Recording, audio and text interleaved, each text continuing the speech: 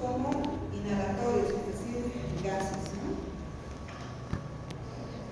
Ya habíamos mencionado que la anestesia tiene que estar conformada por tres puntos cardinales, por ejemplo, que tengan componente analgésico, que hemos visto ya en la anterior semana, que conforman los opioides. Después el relajante muscular, que hemos visto que son tanto despolarizantes como no despolarizantes. Dentro de los despolarizantes hemos mencionado un único, que es la succinilcolina, ¿no? Después ahora nos toca enfocarnos en los medicamentos del tipo hipnótico. Son aquellos que te van a hacer perder la conciencia. Obviamente que se los puede administrar por vía endovenosa o por vía inhalatoria. Entonces, estos fármacos intravenosos son varios. Estos pueden ingresar de forma directa y esa vía es la vía endovenosa, ¿ya? Tienen una biofase donde este fármaco va a tener una mayor concentración. Generalmente estos fármacos se llegan a tener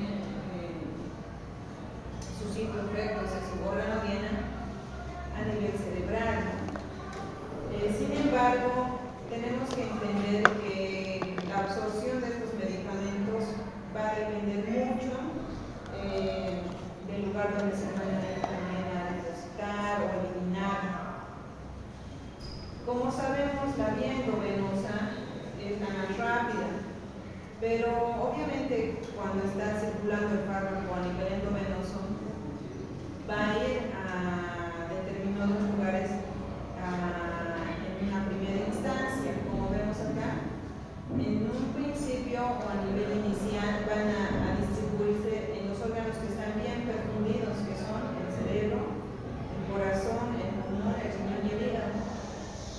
Luego los que tienen una segunda, digamos, distribución que están bien irrigados son los músculos, ¿no? A nivel del músculo, y finalmente puede ir a distribuirse a nivel del tejido adiposo. Incluso puede depositarse un poco a este nivel, ¿ya? Y bueno, finalmente pues el único lugar donde tendría que después eliminarse es del tejido adiposo, ¿no? La difusión de los medicamentos, ¿a qué se refiere? Quiere decir hasta dónde puede distribuirse, ¿no? Estos fármacos atraviesan, por ejemplo, la barrera hematoencefálica, tienen tanto una hidrofilia como una lipofilia. Sabemos que la lipofilia tiene mayor facilidad de atravesar, ¿no es cierto?, las membranas. También esto puede unirse a la albúmina, a algunas proteínas. Es por eso que en pacientes ancianos sabemos que tienen déficit de albúmina, proteínas. Entonces lo que hacemos es disminuir estos fármacos en estos pacientes, porque obviamente tienen menor cantidad de esto. Si tienen menor cantidad de esto, el fármaco va a seguir en forma libre circulando, no se va a unir a muchas proteínas, etc. Cuando le hacemos dormir al paciente, tenemos que hacerlo de forma lenta, no podemos hacerlo dormir de forma muy acelerada, ¿ya? ¿Eso qué quiere decir? Que tenemos que esperar que tenga el fármaco o su tiempo de acción, ¿no? No podemos pasar de forma rápida y querer, por ejemplo, intubar ese ratito, ¿no? Bien, entonces esta pirámide representa los compartimientos donde van a estar distribuidos, ¿no? A nivel intracelular un 40%, en el intersticio un 15% y a nivel plasmático central un 4%. Generalmente la eliminación se lo realiza a nivel renal.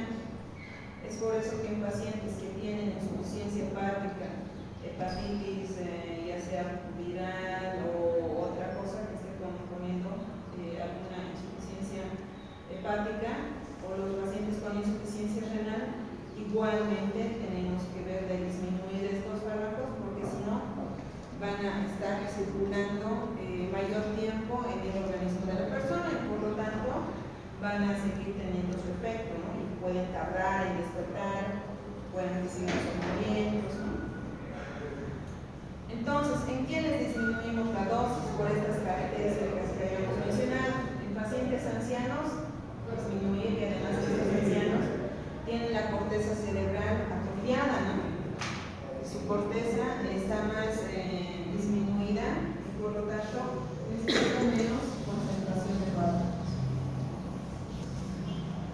pacientes, y había dicho, con insuficiencia renal, insuficiencia hepática, igual hay que disminuir estos fármacos. Y paciente que esté con un shock hipovolémico deshidratado, de igual manera. ¿Por qué? Porque estos pacientitos, al estar teniendo una pérdida, una pérdida sanguínea, sabemos que también están perdiendo por esa vía el mismo fármaco, ¿no? Y además para que no repercuta en su hemodinamia del paciente. Es decir, de por sí el paciente ya es inestable, ¿no? Sabemos que los fármacos anestésicos causan disminución de la frecuencia cardíaca y disminución de la presión arterial, ¿no? Pero vamos a ver que este efecto tiene su excepción de estos fármacos, de los fármacos anestésicos, ¿ya?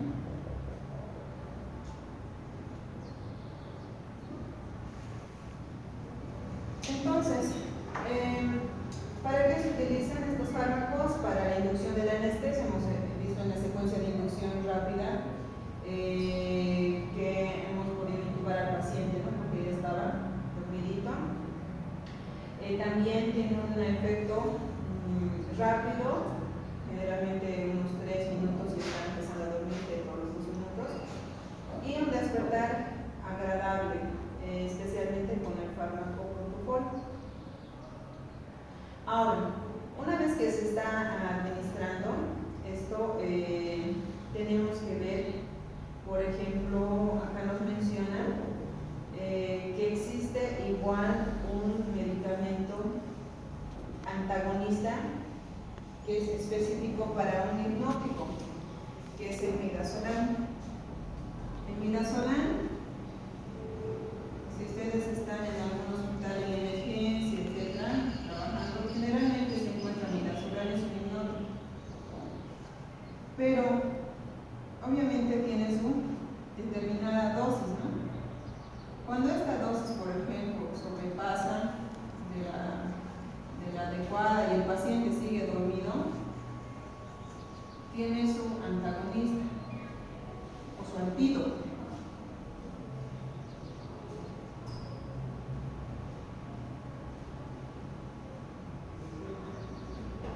Y en este caso sería el fumacenil.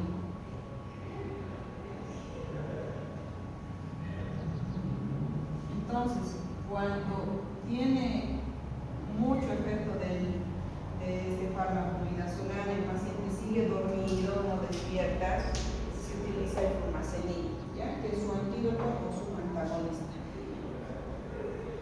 Y este grupo de, por ejemplo, midazolam está dentro del grupo de las benzodiazepinas, ¿ya?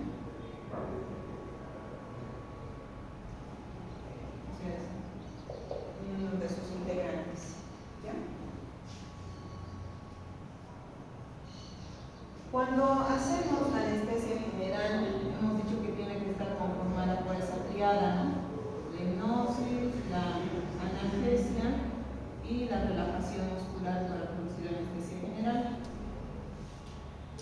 Dentro de estos medicamentos hipnóticos hemos dicho que existen tanto intravenosos como inhalatorios, ¿no? Intravenosos y inhalatorios.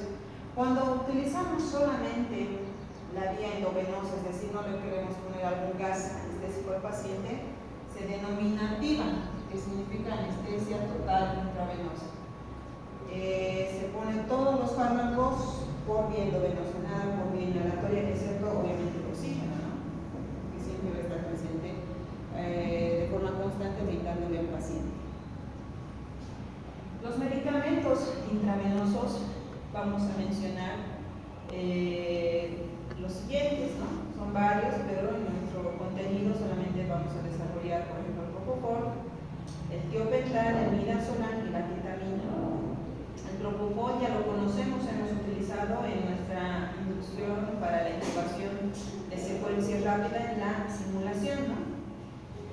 Les decía que cuando solamente se da por vía intravenosa, o sea, todos los fármacos, se denomina TIVA, que que es anestesia total intravenosa. ¿Ya? El tiopental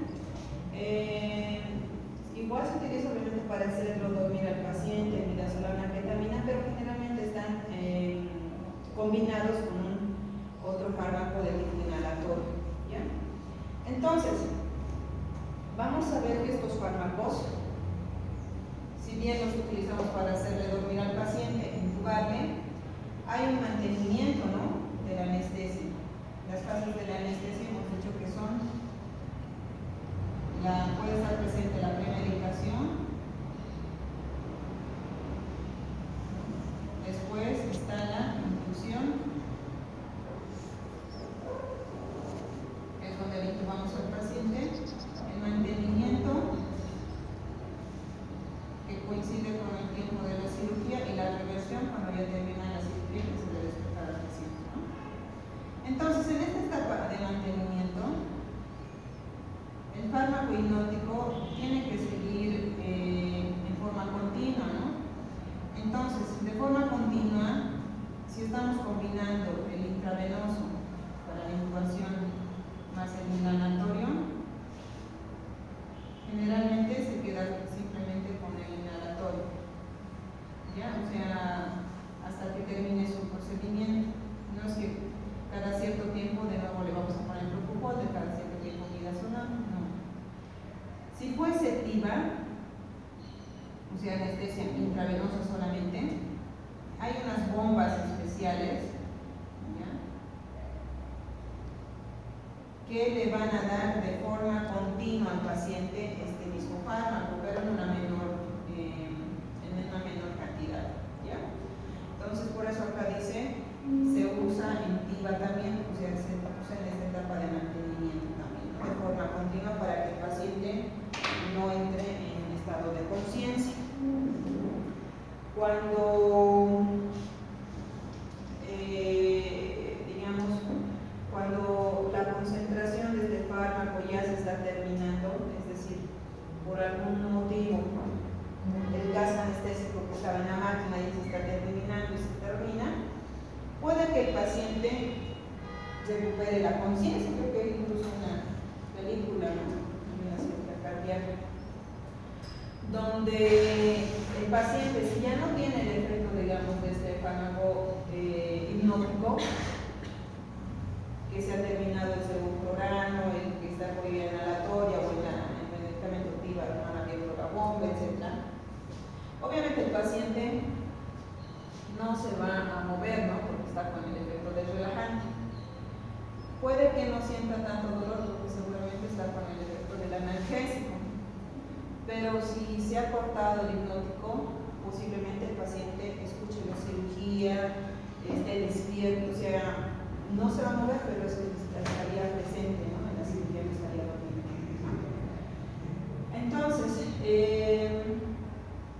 la función de que durante el procedimiento continúen estos fármacos es para eso, para evitar el recuerdo intraoperatorio, ¿no?, o ahí obviamente con esa sensación de estar ahí, porque obviamente va a escuchar todo, va a estar ahí conscientemente, ¿no? Es por eso que se tiene que verificar que todo esté bien. Ahora, ya hemos mencionado de forma general los fármacos en cuanto a su función, cómo se van a eliminar. Sin embargo, vamos a ver que cada fármaco, midazolam tiene su antídoto, etc. Vamos a ver que cada fármaco tiene alguna determinada preferencia para cierto paciente por las características que tiene, ¿ya? Estos fármacos químicamente tienen también sus características, como vamos a ver a continuación. El tiopental es igual a un hipnótico, el propofol ya lo hemos visto, pero dentro de sus efectos, digamos, tiene, por ejemplo, el propofol una vasodilatación y un antiemético que coinciden con estos efectos de la anestesia general, que es disminución de la presión arterial y disminución de la frecuencia cardíaca, ¿no? Igual el tiopental tiene un efecto de inotropismo negativo, es decir, disminuye la frecuencia cardíaca y la presión